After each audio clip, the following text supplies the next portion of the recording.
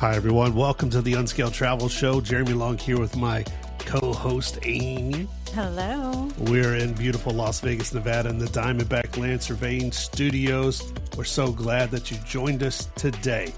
You know, the Pacific Northwest has a stretch of Interstate 5 that most people probably treat like a waiting room, right? It's a roughly 90-mile corridor between Seattle and the Canadian border. You've probably driven it if you've been up that way, but you more than likely have never stopped. Today, we're telling you why that's a mistake. Bellingham, Washington sits right in the middle of it, on the bay, with the Cascades at its back and the Skagit Valley at its doorstep. And in April, that valley becomes one of the most visually spectacular things you can do in the American Northwest. We went, and now we're breaking it down today here on the Unscaled Travel Show. So this is an area that we have grown to visit and understand a little bit more, understand a little bit better over the last few years, particularly because our son now goes to university in the area. Yep. And we got introduced to it a few years ago. Now we've made several trips up there. And, you know, we have talked about for years making it to, they have a really spectacular Tulip Festival. Yes. And it's been on our radar for several years. Yes. Now. I think the first time we went up there, it had just happened or it was about to happen. Yep. And I saw it on a billboard a flyer in the airport. And I was a little disappointed that we were going to miss it. And now every time it rolls around, we've tried to time our trips and we just haven't made it. And this year we were lucky enough that we were going a week before the festival was supposed to open. But due to warmer weather, tulips bloomed earlier than expected and they opened the Tulip Festival just in time for us to go. I was so excited. Thank you, climate change. Finally, something good from all that. It's one of those things that, again, we've been talking about and we just always happen to miss out on, whether it's other travels or just, life in general. And this year it actually just worked out for us. It did. And we knew we were going to see something really beautiful. I think the mind can't comprehend. Right. You see pictures on Instagram, you see pictures, probably in video on TikTok and things like that until you're there. Yes. Now, I think European folks probably know like the Netherlands and their massive tulip fields and things. So this is, I want to say maybe a smaller version of that. Yes, exactly. But it's no less spectacular. Exactly. And so there are multiple tulip farms that are involved in this tulip festival in Skagit Valley. You can go to any of them. You buy a ticket directly to that farm. So it's not like a one ticket for all situation. You pick the tulip farm you want to go to and get your entry ticket there. We had just a few hours. So I selected what was, I guess, noted as the largest because I thought, okay, well, if we're going, I want to see as many as possible. Sure. And as we were driving up from the highway, we saw it in the distance and I was like, oh, look at all those pretty flowers, not realizing that was the farm we were going to. Yeah. So I was very excited as we came around the corner to realize that was where we were going. But it is one of those things, you see the pictures, but seeing it in person is a totally different experience. Yeah. And so we're going to dive deep into the Tulip Festival here shortly. But really, we wanted to take time to visit the area, the region as a whole.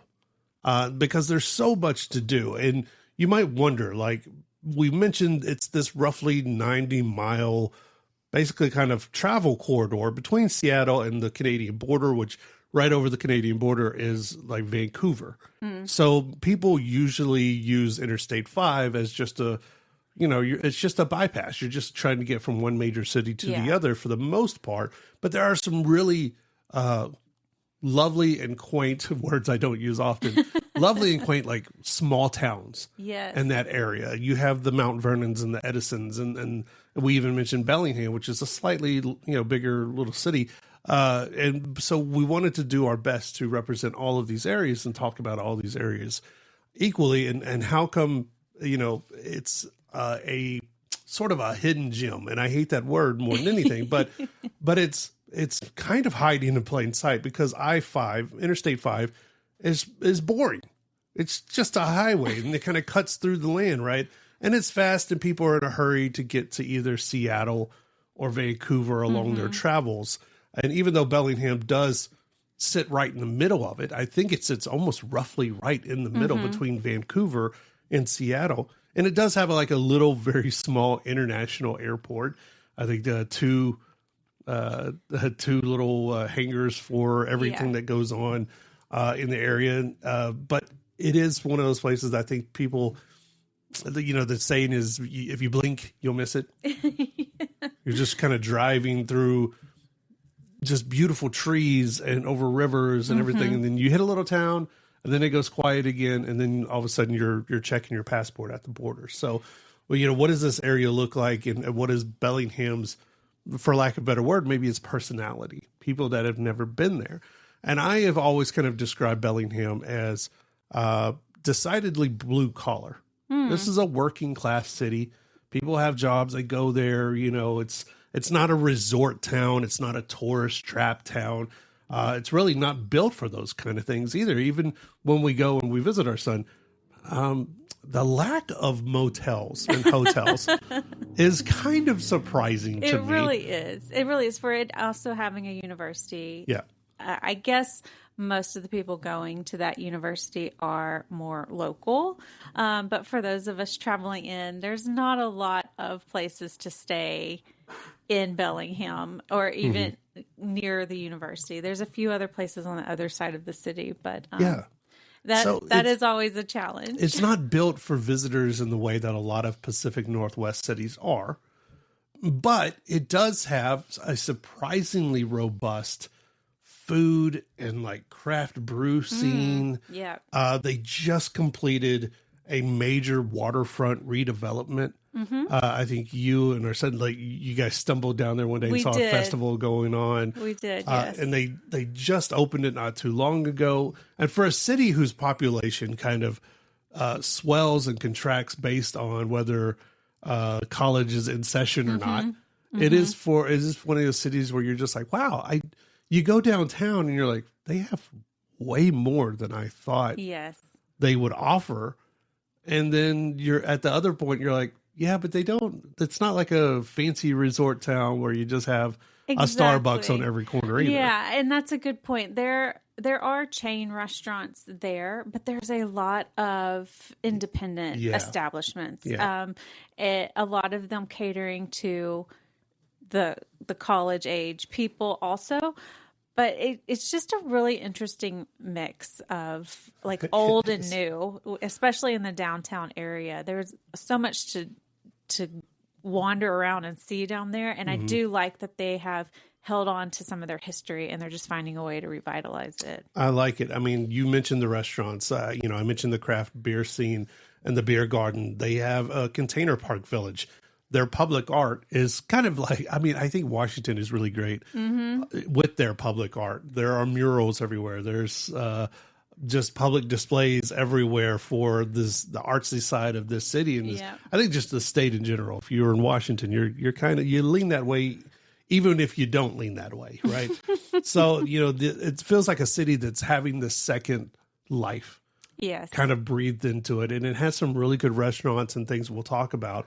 But then, like I said, things to do outside of Bellingham. If you happen to drive in or you rented a car or something like that, just to the south is a place called Fairhaven.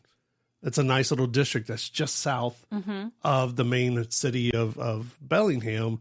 That's really great to just kind of walk. It's almost like a second downtown, which not too many smaller cities can claim to have that. And so we're going to get into it all, why you should maybe use Bellingham as a jumping off point to a lot of day adventures and travels, whether you love nature or trying craft brews, right? Keep it right here. Unscaled Travel Show. We'll be right back.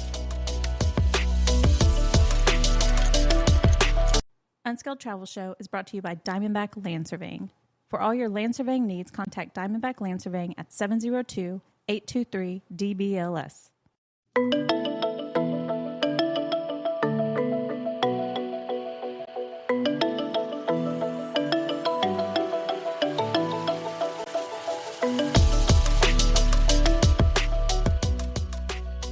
Hi, everyone. Welcome back to the show. Jeremy Long here with my co-explorer, Amy. Hello. And we're talking about Bellingham, Washington, the Skagit Valley. Some wonderful, I think, under-the-radar places in the Pacific Northwest, that corridor between Vancouver and Seattle. Really great place to check out. And, you know, before we go much further, I think the question remains, like, who is this for?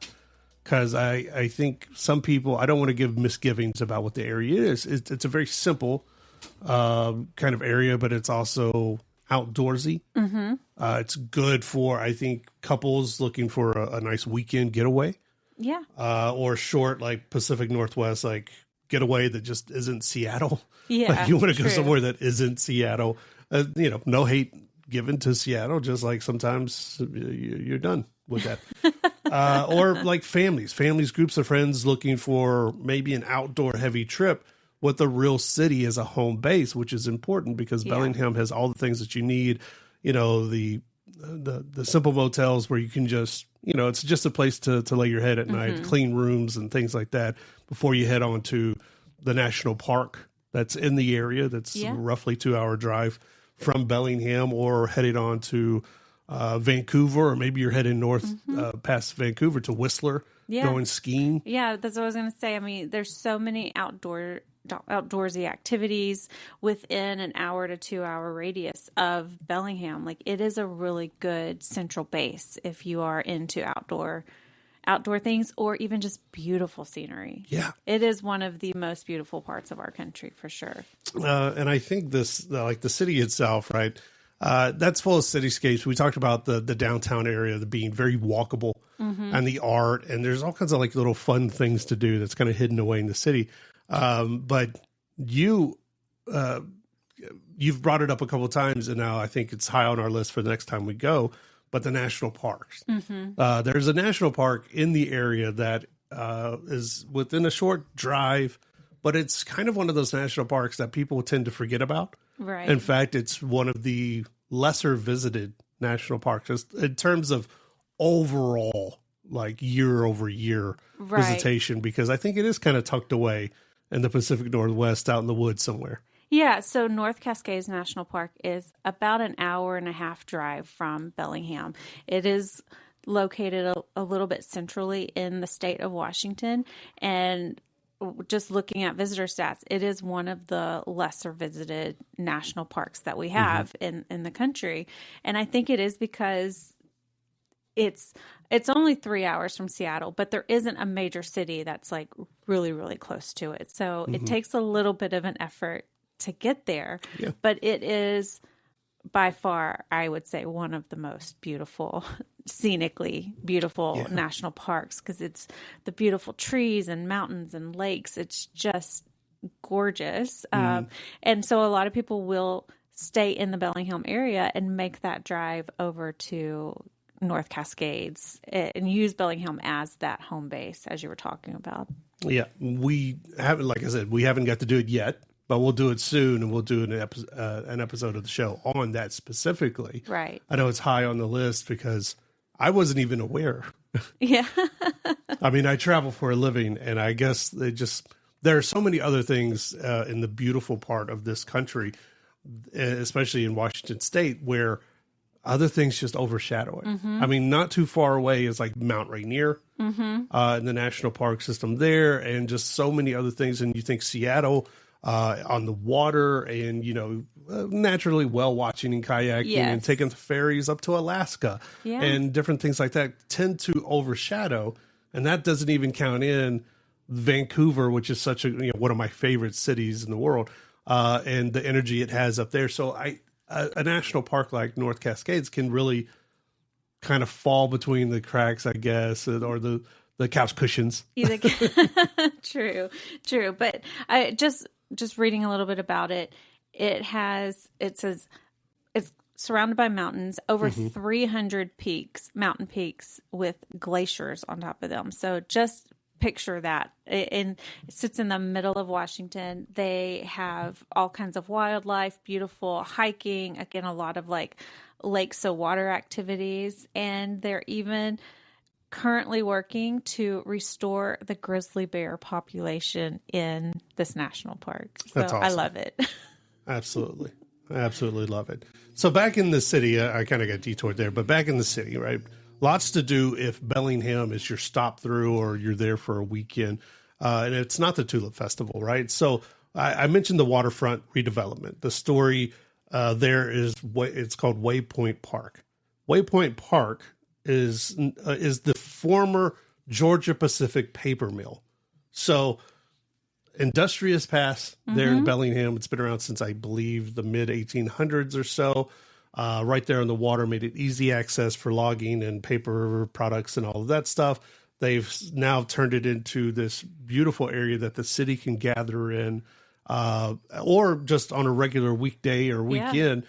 The public is down there. We walked by it several times. We drove by it numerous times, and it's always, not to say full, but people are always enjoying this beautiful public space. They have definitely turned it into a community park area. Families down there with the kids that brought their bikes. There's restaurants and bars and entertainment a lot of times on the weekends, and just people milling about and enjoying being outside and being on the water, because this is a part of the country that doesn't see a lot of sun, but when they do see sun, people are outside and they're wanting to enjoy it. And this is one of the areas that they go to. So it's a really neat place to kind of just hang out. And so we talk about this walkable downtown. So all around it, and I don't think it's associated with the waterfront park directly. But of course, when you have a redevelopment, other businesses tend to, take heed and things start popping up around it. So all around it, in this very walkable downtown, you're going to find incredible restaurants, incredible places to grab a cocktail if you want, even fun things to do with the family. Some of our favorite places are like jalapenos. Yes. Jalapenos Mexican food. Oh my God, so good. I think you rolled me out of there last time we went. There's another one that our son and we enjoy. It's Goat Mountain Pizza. Yeah. So Goat Mountain, they have great brews too. Yeah. Pizza for sale. So good. Fiamma Burger. Oh yes, you were telling me about that one. I didn't get downtown. to go there. And surprisingly, Bellingham has a really happening brewery scene, like craft beer and brewery, like so many to choose from. And coffee shops. Yes, tons of coffee shops too. And then, of course, if you want a little bit of outdoors, some games and stuff, maybe you're with the guys or the girls for the weekend, the Schweinhaus Beer Garden. We did partake there. In fact, last time my son and I were there, it was kind of drizzling outside. It was a beautiful Pacific Northwest day. It was kind of drizzling outside, a little overcast, but we were playing games out in the sprinkles. It was a ton of fun. The drinks helped, right? The drinking of adult beverages helps during moments like that. Another great one, if you're with the kiddos, the Spark Museum of Electrical Invention. There you go. That's a great one between me and you. Keep it right here, Unscaled Travel Show. We'll be right back.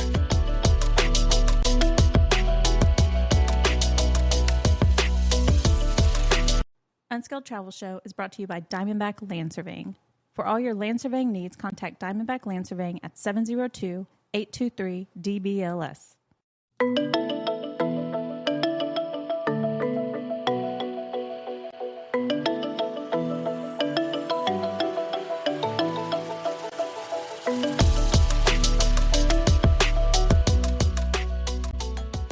Hi, everyone. Welcome back to the Unscaled Travel Show.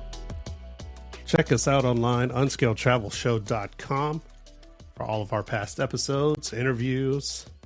You can check out our YouTube channel.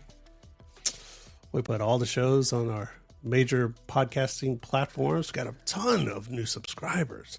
So really happy about that. Thank you guys so much for subscribing and telling other people, or forcing other people, blackmailing other people to listen to us. We appreciate it, man. We're talking about the Bellingham, Washington area, Skagit Valley, that corridor between Seattle and Vancouver, and just how underrated I think it is.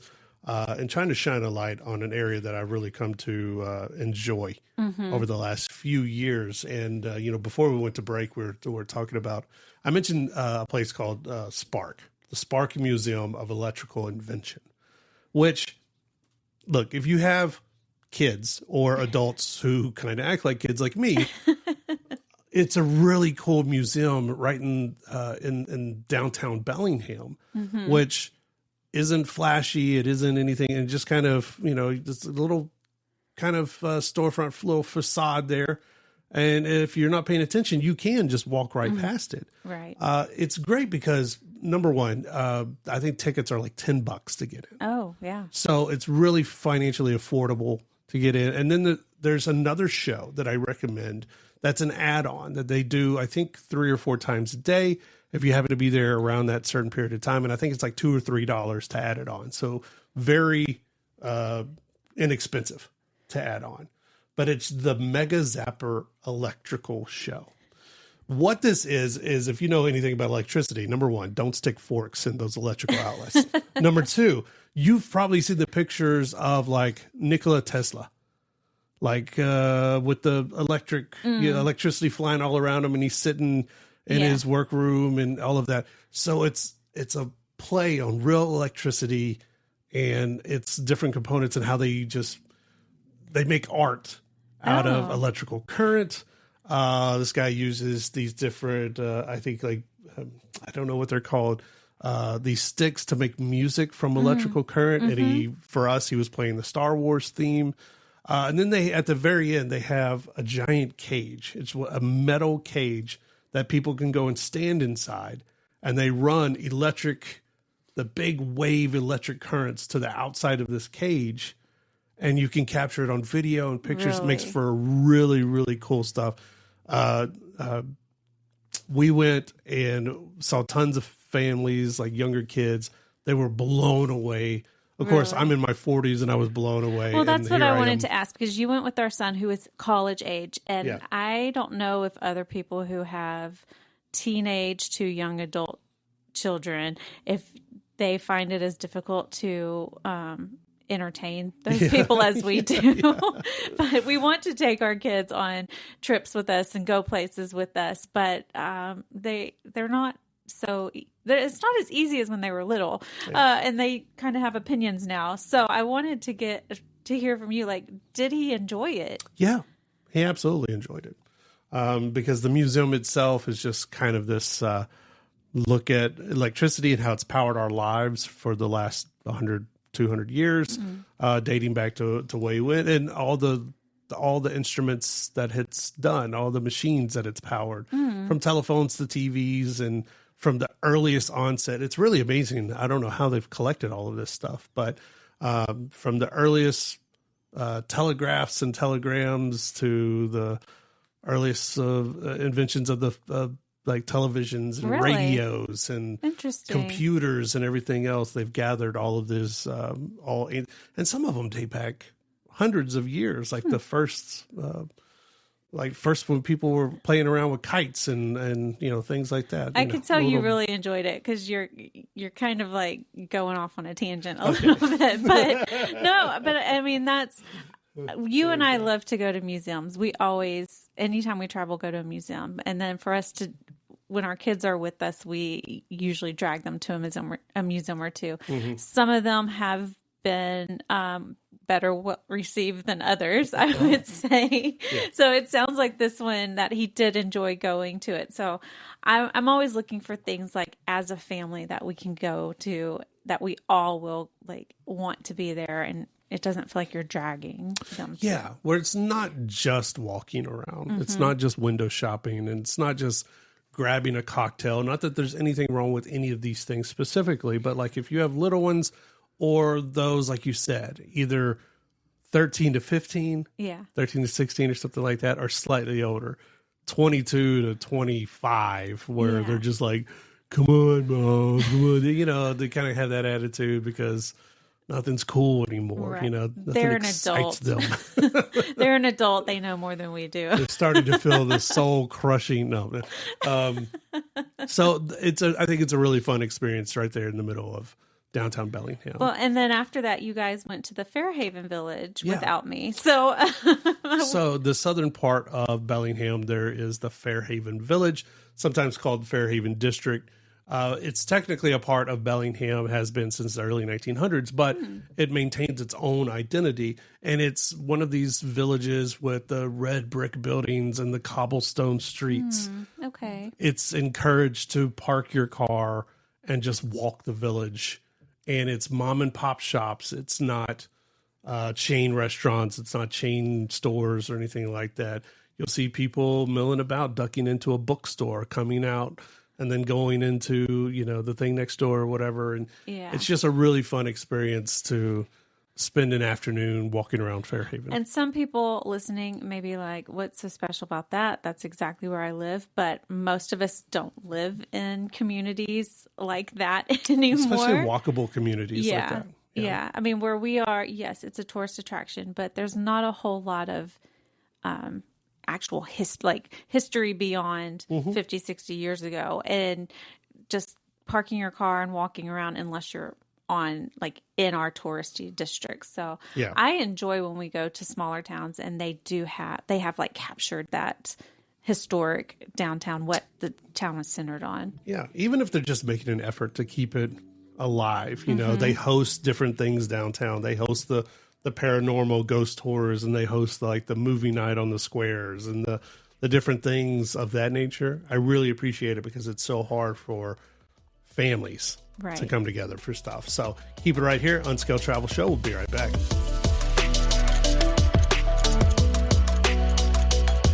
Unskilled Travel Show is brought to you by Diamondback Land Surveying. For all your land surveying needs, contact Diamondback Land Surveying at 702-823-DBLS.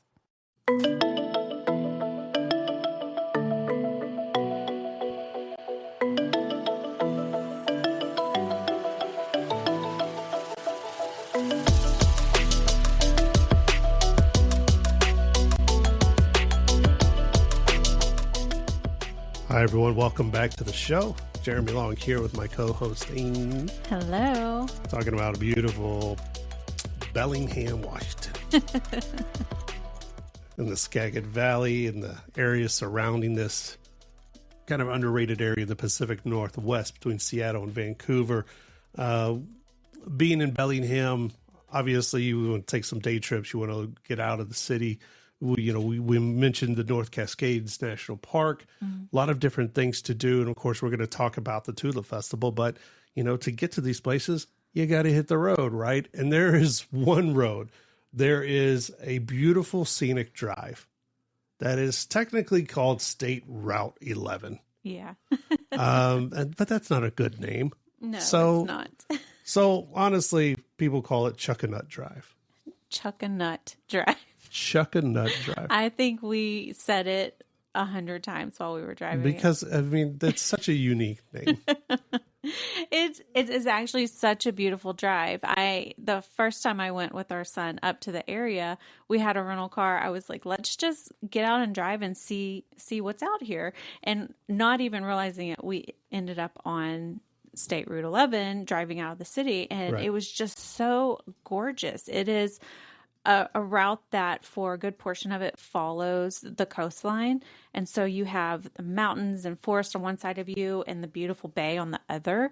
It's just beautiful. And then it kind of empties you out into this lovely valley and you're surrounded by mountains. So, I mean, there's so much, so many points of interest to stop and see. But if you're into beautiful scenery, this is definitely a drive that you have to make. I think it's one of those things you could make a day of it. Just doing the things on Chuckanut Drive, because it's about 20 miles between Bellingham and a little town called Burlington, right? So the route was finished in 1896, and it was the first kind of land access to Fairhaven and Bellingham and that whole area. Before that, you got there by a train or a boat or a canoe or carrier pigeons, something, I don't know, or something. But it's kind of Washington's original scenic byway, officially designated, and one of those drives through people can't understand why more people don't know about it, because sometimes it gets called Washington's Big Sur. because it hugs the coastline. It does have, as we saw on our last drive out there, it has some really dramatic views and vistas. And that's not words I use too often because I think they get overplayed, right? But along this drive, it's one of those scenic drives that reminds me of 17-Mile Drive near Pebble Beach. Yes. Because there are so few places to park. Yes. So you'll just see little juts off the road where 3 or 4 cars are just bumper to bumper and everyone's gone from the car. Yeah. You're hoping a miracle happened. Maybe the rapture happened for these 4 cars. Right. Yeah, because you want to stop, you want to get out and take pictures, but there's just nowhere to stop because you're on this road, you're driving. Yeah. But the other great thing about this is Larrabee State Park actually sits on part of this section of Chuckanut Drive. And when you drive through it, you actually kind of drive through the state park. So you can pull off, have a day, I guess, hiking at the state park and just also be right there on that coastline. Yeah. Larrabee Park is Washington's first state park. The Larrabee family donated the original parcel. The park is about 2,000 acres, so it's not a giant park. But there are tons of running and hiking trails, and we saw people bringing bikes in the area. But it straddles Chuckanut Drive, so it goes down to the beach, and the tide pools on the water side, but it has that old growth forest across the road into the hills and the mountains right there. And it really kind of creates this magical experience, even if you're just driving through. Yeah. Because imagine any TV show or movie you've seen where the couple is just like driving in their car and it's just it's a sunny day, but the trees are overgrowing on the road and everything. It's gorgeous. It really is. I can't oversell. Yeah. Because I'm still falling short of how beautiful it is. We commented several times, like, it feels like you're kind of in a movie set. Like, it doesn't feel like real life if you haven't grown up in that area, because the trees are just so big and they're like covered in moss. It's just it's hard to explain, but it feels a little bit mythical almost. Yeah, absolutely. The great thing is in Larrabee it's almost like 2 different worlds depending on which side of the road you're on. If you're going down to the beach side, there's like Clayton Beach, which is, a very short hike downhill, anyway, uphill, totally different. But it's a 3/4 mile walk from the parking area down to basically sandstone cliffs and the tide pools we keep talking about, which is at a totally different feel than the Fragrance Lake Trail, which is a 4-mile loop that's kind of a moderate, they say moderate. Moderate for some. Okay. That's a hike through this old growth forest, like I mentioned, that's just, fir and pine and everything. So you almost have 2 completely different experiences in one state park with one of the most beautiful scenic drives. Yeah. In Washington, but much less on like the West Coast. Yeah, no, I think this is an area that people definitely should pay a little bit more attention to. And then once you drive south past Larrabee State Park, you start hitting all these cute little towns. But then we kept seeing all these signs for like seafood places and oyster bars. And it's like, just imagine the oysters are literally coming out of the water and being sat on the table in front of you. Yeah. Like, it doesn't get fresher than this. Water to face. Farm to face? No, water to face, man. See a little shirtless boy with no shoes, like pulling oyster traps. I was wondering where you were going with that for a minute. I didn't know either. But they were pulling it out of the water and just dumping it on the table. I don't know if they were actually doing that. I don't know what part of the journey I jumped in on. But yeah, like Taylor Shellfish Farms, the Samish Oyster Bar, some of the best places you can stop for, and they're well known like happy hours. Yeah. I remember just driving in there and so many of them saying, it's legendary happy hours. These places, all you can eat oysters and things like that if you're so inclined. But they are small and there's not a lot of parking, so get there early. Make plans, baby, or get used to walking. All right, keep it right here at Skill Travel Show. I don't know where I was going with that.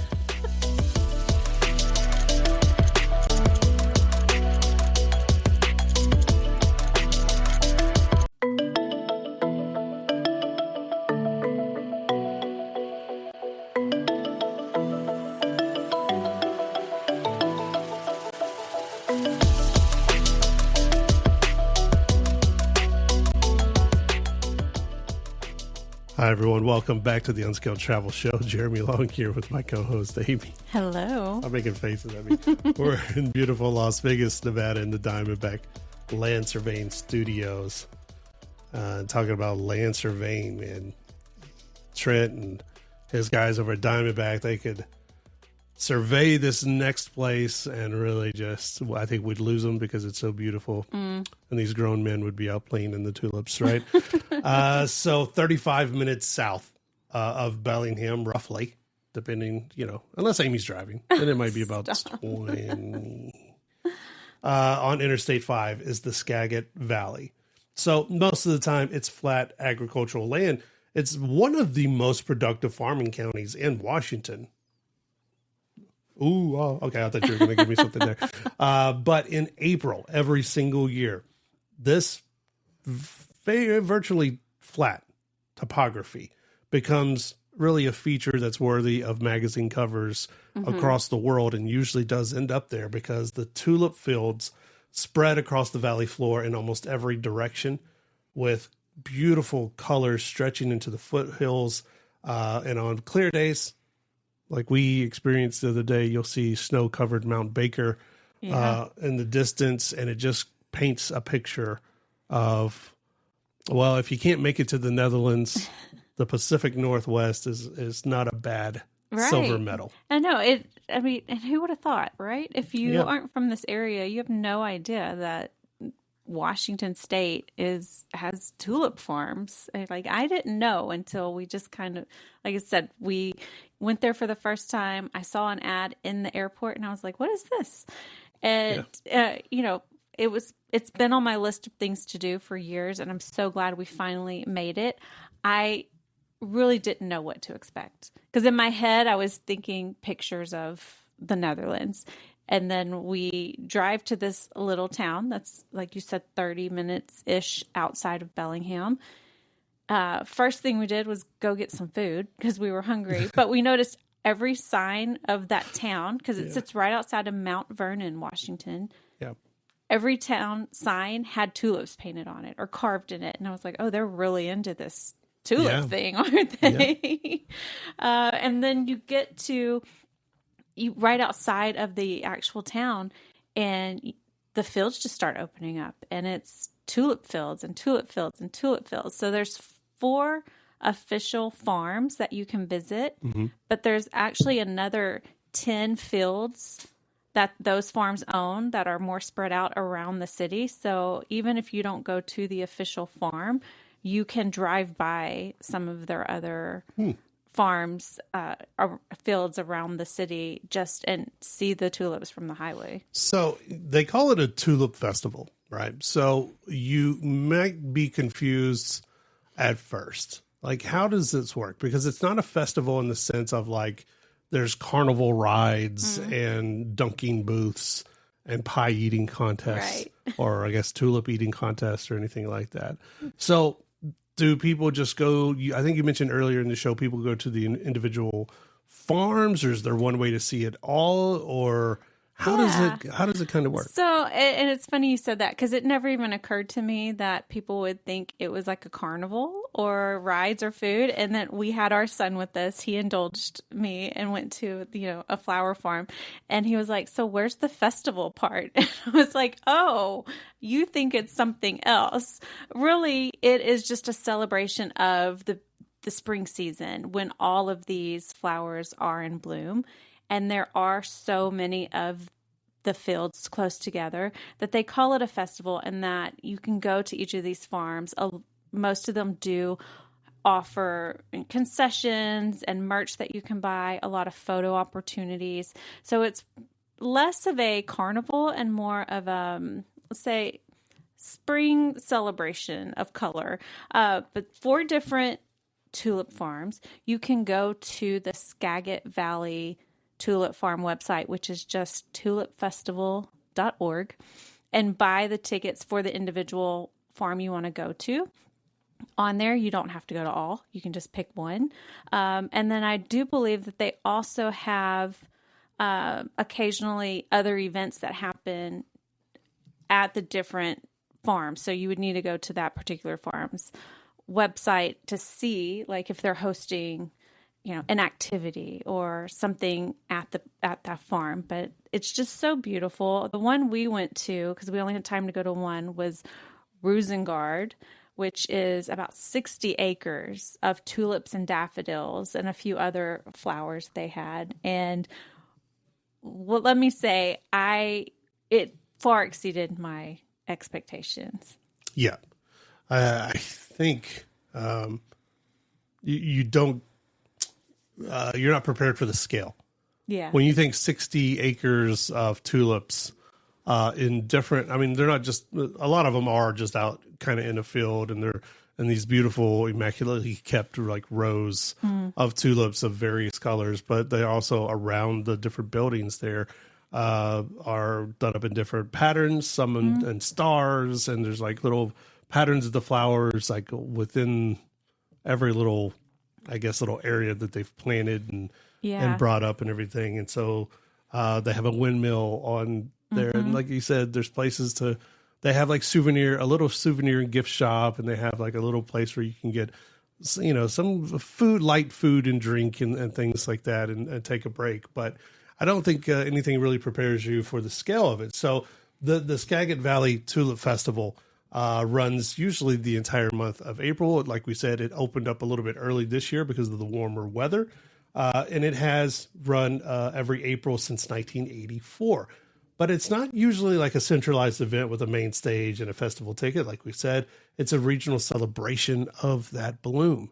And I think you put it in very good words there. It's more just a celebration of the farms and the people and the region in general. Yeah. But the colors I didn't know tulips could be as bright and beautiful as they were at Rosengard. And that they come in so many different varieties. Yeah. And we grabbed they have a catalog, because you can actually, these farms, they distribute flowers to florists and other places, but you can purchase flowers directly from them and they will ship them to your house. And so we grabbed the catalog and we were looking through the catalog and like trying to identify what flower we were looking at based on the catalog, but I had no idea. Dozens and dozens of different types of tulips and colors, and some are more the traditional tulips, some are a double petaled, some are roughly looking. It was just so interesting that even our son got into it and was like, oh, what kind of tulip is this one? Or I really like this one. What's it called? So it kind of became a little bit of a game too. It was pretty amazing. Like I don't pretend to know all that much about flowers and what is it? Horticulture? Horticulture? Yes. There you go. But it was amazing because I was like, I didn't know this many variations of tulips exist, number one. Number two, there were people that work at the farm that were actually out there cultivating and cutting flower stems for orders as they were coming in, like as we stood there and we were walking the grounds and everything. So it's a live working farm where the business is, yes, to celebrate the flowers, but also to send the flowers out. Right. And to see it just happening in real time and people working the land and we saw tractors going off. We saw an old man who must have worked there, but he was having a nap in the shade. Yes. Yeah, I wanted to put a mirror under his nose, but you wouldn't let me, just to make sure.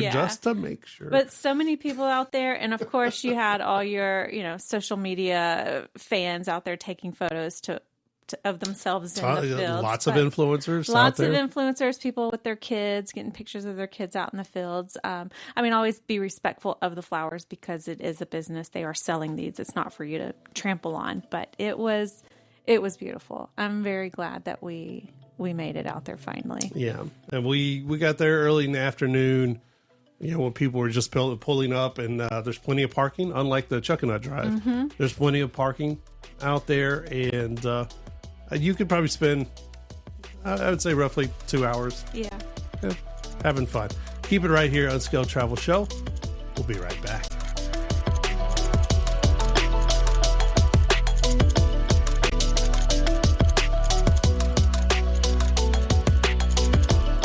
Unskilled Travel Show is brought to you by Diamondback Land Surveying. For all your land surveying needs, contact Diamondback Land Surveying at 702-823-DBLS.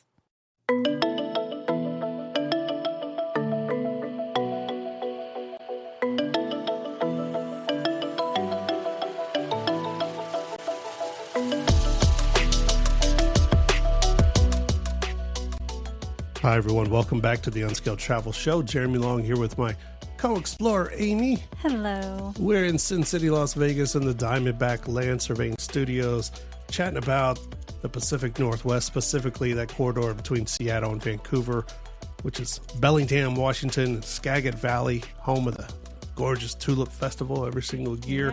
Yeah. We're talking about the Tulip Festival real quick, planning your visit. It's really important to know, we had a warm winter, and so it opened up a little bit early this year. We went on, it was literally opening weekend when we went.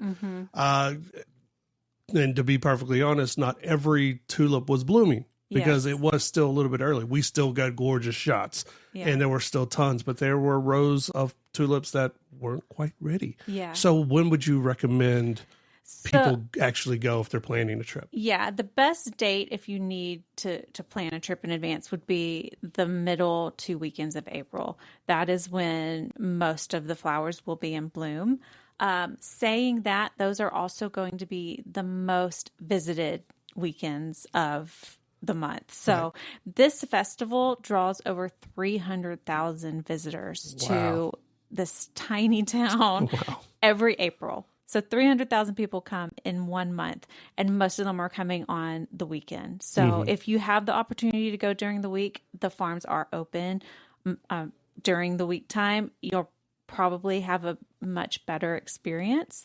And as you said, we had plenty of parking when we went there, but all of the websites do say on those weekends, those middle April weekends, parking is challenging getting to the farms because the city is not built for 300,000 people to all be there at one time. So it can be a little bit challenging if you're going on those very popular weekends. So just stay patient.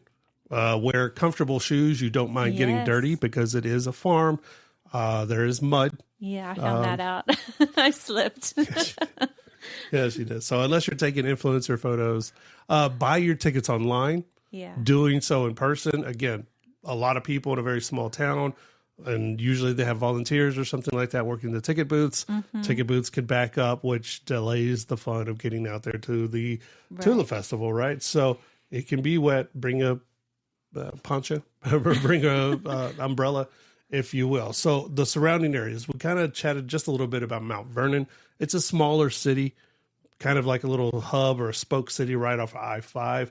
We did stop for food. We stopped at a place called Burger Master. Yeah, it was pretty good. Yeah, it was like an old Sonic.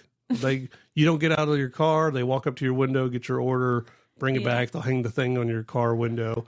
And you can eat in your car or whatever. Yeah, it was good. As one is want to do. Yeah, there you go. There's a La Conner and, different places. I mean, we mentioned very briefly Edison along the Chuckanut Drive. And adorable little town. Yeah. Adorable. Just cute little towns.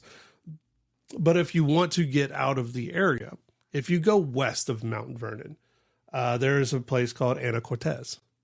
Ana Cortez is kind of the ferry home or the gateway to the San Juan Islands that you can take a ferry to. That's what I was trying to get home. It's not home to ferries.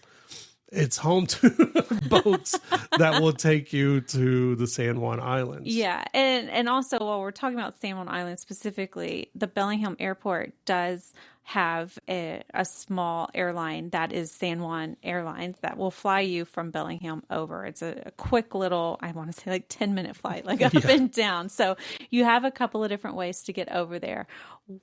I think people who don't know the area are like, why would we care about the San Juan Islands? If you like whale watching or, marine life, this is the area to be in. Pretty much the entire year. I think it said from March to end of October, you can see whales, humpback whales, all different types of whales, other orcas, things like that in this area. From the different islands, or there are a lot of different whale watching tours that take place from Ana Cortez. It's just one of those places where you're almost guaranteed to see something. Yeah. And the San Juan Islands are, just a big, they're a group. I think there's probably There's larger islands, which of course is like the main one is San Juan Island, and Lopez Island, Decatur. But there's Orcas Island, why is it named Orcas Island? Because orcas hang out There's around a it. really good chance you're going to see some orcas, man. Right. And then there's state parks and everything else that are only accessible, like we said, through ferry, or if they shuttle you over on a plane or something like that. Mm-hmm. You can also take a ferry over to Victoria, British Columbia, which is its own beautiful little stop. And I think we've done an episode in the past about our visit. That was actually one of our very first trips together. It was Victoria. An adorable little town, right there on the island of Victoria. Just super cute. Another historical place to walk around. That whole area, though, every time we go back, I feel like we see something new. We do something new. And our next trip back, we are planning on doing one of the whale watching tours. So I'm very excited about this. We mentioned just in brief, we mentioned the outdoor depth of the region. So if tulips aren't really your thing, or it's out of season, if you've been to Bellingham and Vancouver and all these wonderful places, the outdoor area there, just of course, Rainier is very close. We mentioned North Cascades National Park, and talking about Chuckanut and Larrabee State Park, but even just the Chuckanut Mountains Trail, it's a network of like 4,000 acres of interconnected trails that are managed by multiple different state agencies and local agencies and everything. But there are so many options within a 30-minute radius of Bellingham itself for hiking, for camping, for kayaking, fishing. It is an outdoor lover's paradise. Absolutely. Really. Yeah, I mean, we were driving and I saw signs for multiple trailheads, because they very much value the outdoor activities and the scenery that they have there. So they are encouraging people to get out and enjoy it. So, and we saw people on bicycles out, people running. I mean, it is very much a region where people want to be outside if the weather is permitting. And as we said, it is cloudy there a lot. It does rain. It's that Pacific Northwest, beautiful weather. But it also means in the middle of summer, it's like not 110 degrees like it is here in the desert. So it can be rather nice. Yeah. And Bellingham Bay, which is the bay right there around the city, right, is usually pretty calm and has really good access points at different points all along the coastline and everything, which is perfect for like kayaking and paddling. And in fact, we saw a number of people paddling, stand-up paddling and all of that out in the water, and the water looked just super chill.